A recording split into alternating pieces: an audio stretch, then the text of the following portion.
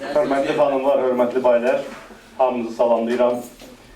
Keçmiş və gələcək bayramlarınızı təbrik edirəm. Bugün çox ciddi qərarlar qəbul edirik və çox vacib, məhsuldar müzakirələr apardıq.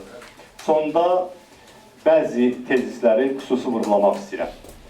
Əvvəla, Quba hadisələri ilə əlaqədar olaraq. Qubada baş verənlərin mahiyyətini Azərbaycan hakimiyyəti özü üçün çox yaxşı müəyyənləşdirib. Bəli, Azərbaycan hökuməti çalışır ki, Qubada baş verən bu xalq hərəkatını hər gün bir ünvana bağlasın. İran da olacaq, Rusiya da olacaq, Nardara, Maşdağa, Aliqar, hamının adını çəkəcəklər ki, təki aşılasınlar ki, Azərbaycan xalqı deyil. Bax, bunun hamısı məqsəd yönlüdür. Ona görə də nə özünüz bu avantüralara inanmayın, nə də Azərbaycan xalqının çaşdırılmasına imkan verməyin.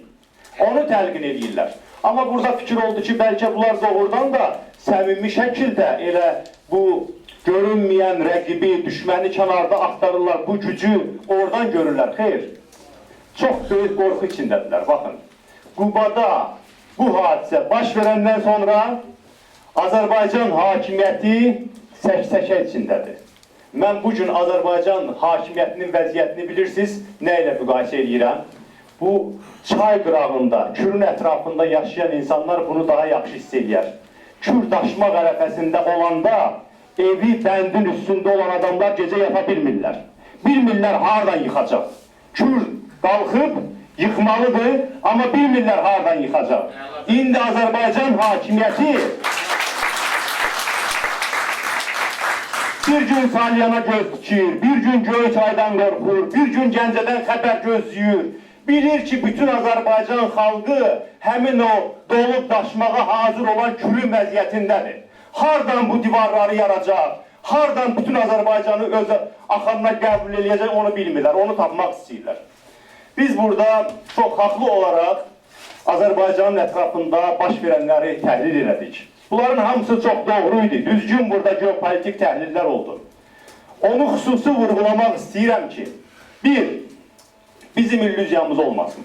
Azərbaycan hökuməti, indiki İlham Əliyev hakimiyyəti sona qədər aydın seçim etməyəcək. Onu bilin. Prinsip nə olacaq? İndiyə qədər olduğu kimi. Bütün narazı xarici qüvvələri Azərbaycanın maraqlarından kəsib olaraq kimə nə lazımdır verib sakitləşdirmək. Buna axıra qədər çalışacaqlar. Sonuncu günə qədər bu hökumətin prinsipi bundan ibarət olacaq ki, kimi nə narazı salıb. Bunlar anlamırlar ki, dünyada dəyərlərə görə də narazı olmaq olar, insan haqlarına, demokratiya görə. Bunların kafası bunu qəbul eləmir. Bunlar düşünürlər ki, hansı dövlət nədən narazı qalıb, onun narazı qaldığını Azərbaycan xalqının boğazından kəsək, verək ona və beləliklə biz öz işimizi davam elətdirək. Bu barədə bizim birincisi, bu illüziyamız olmasın. İkincisi, ilan vuran alaçatdan qorxar. Bizim ki, qələbəmizi 2003-2005-ci ildə bu uyğun olmayan konjunkturaya görə bizim əlimizdən alıblar. Bizim diqqətimiz yaman çoxalıb bu dünyada baş verənlərə. Açıq bu müzakirələrin gedişində mən baxdım ki, biraz daxili monitoring eləsək, çıxışlarımızın çox böyük hissəsi gedir o tərəfə. Bunlar önəmlidir, onların önəmini azaltmaq istəmirəm. Amma istəyirəm ki, biz ictimai palata olaraq bu məsələnin altını çox ciddi şəkildə cızaq. Bəli, dünyada köklü dəyişikliklər üçün Azərbaycanda əlverişli mühit var. Bu qlobal proses Azərbaycanda rejim dəyişikliyinə zəmin yaradır.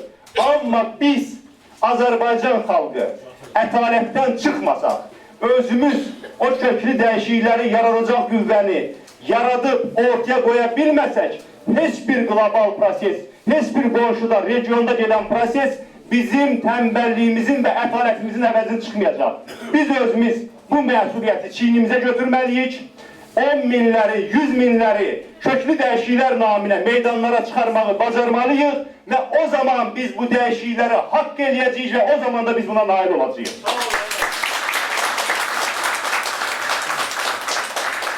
İctimai palatadan artıq bu həqiqət qəbul olunur və bu günlərdə biz İctimai Palatanın ciddi şekilde təşkilatlanmasıyla bağlı mühüm qərarlar vermişik.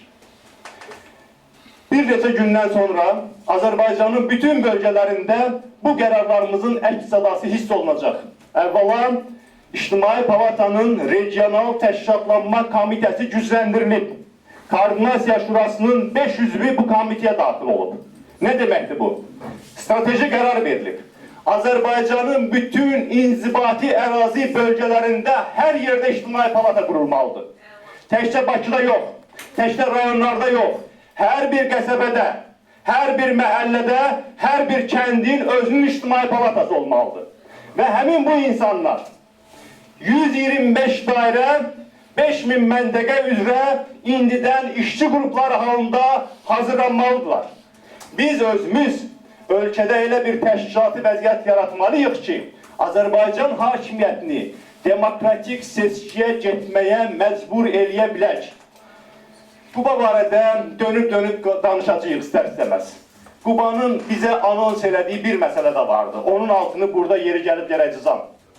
Azərbaycan hökuməti əslində özü də bilmədən bir etiraf elədi. O etiraf ondan ibarətdir ki, Azərbaycan xalqı hansı həddə qədər icazə verirsə, o həddə qədər zülm olunur ona. Azərbaycan xalqı qalxanda ayağa ki, hamılıqla mən buna razı deyiləm, onlar dərhal dayanırlar.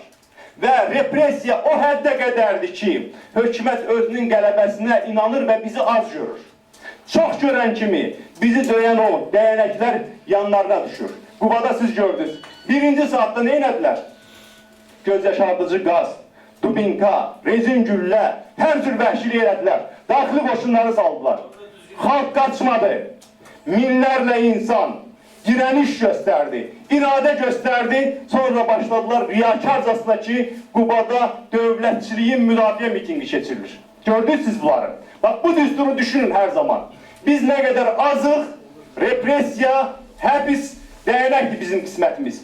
Ne vaxt biz çox olduq, o zaman Qubada olduğu kimi təşkillər olacaqlar, o zaman islahatların önü açılacaq. Ona göre de biz özümüz için bilməliyik.